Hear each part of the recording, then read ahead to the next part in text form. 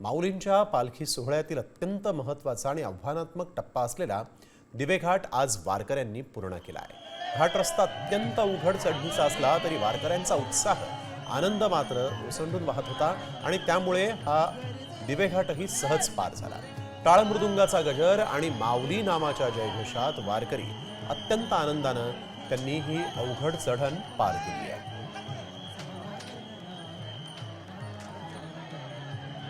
माऊली तुकाराम म्हणत हरिनामाचा जयघोष करत आज पुण्यातून वारकरी जे आहेत ते सासवडच्या दिशेने मुक्कामी निघालेले आहेत आणि दिवे घाटाची अवघड चढण जी आहे ती माऊलीच्या पालखीने आता पूर्ण केलेली आहे आणि अत्यंत महत्त्वाचा टप्पा या वारी मार्गावरचा हा मानला जातो। आपण जर पाहिलं तर लाखो वारकरी जे आहेत ते यामध्ये सहभागी झालेले आहेत।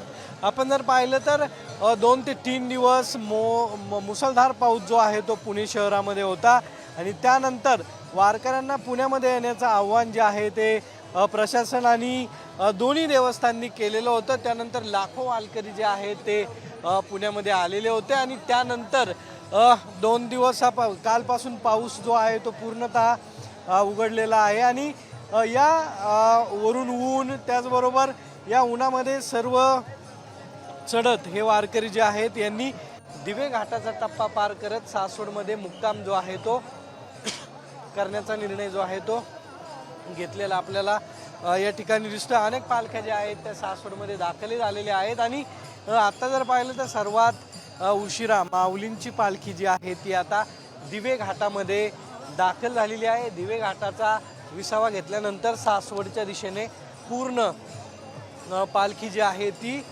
पुढे मार्गस्थ होईल आणि आजचा मुक्काम जो आहे उद्याचा मुक्काम जो आहे तो सासवडमध्ये असणार आहे। कॅमेरा आदर्श खटकेसह सागरावर साम टीव्ही दिवेघाट।